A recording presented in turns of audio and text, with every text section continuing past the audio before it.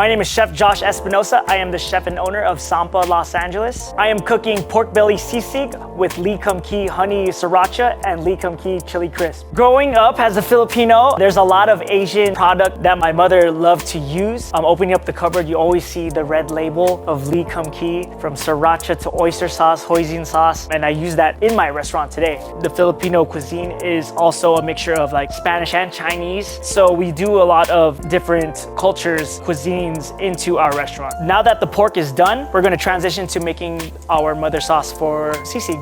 A lot of the sauces that I use with lee kum kee, it saves me a lot of time, and in the kitchen, time is an essence. The umami flavor of especially the oyster sauce brings out a lot of richness to the dish. It also gives it a little bit more thickness as well, so when I combine all those together, it just brings out not just the aromatics but also the flavor of the pork belly. I'm going to season a little bit of salt, a lot of pepper, and then I'm going to hit it with onion. I like to give it a little bit more spice, and I love how lee kum kee has sriracha mayo put together. So now we're going to get into plating. I like using the lee kum kee chili crisp oil and kind of use it as a garnish for my sisig. With a little bit of sweetness of the honey sriracha and a little bit of heat, I like using it as a little bit of garnish, little dots here and there. And that's how you make pork belly sisig with a twist. Thank you for watching. Check out usa.lkk.com for the full recipe.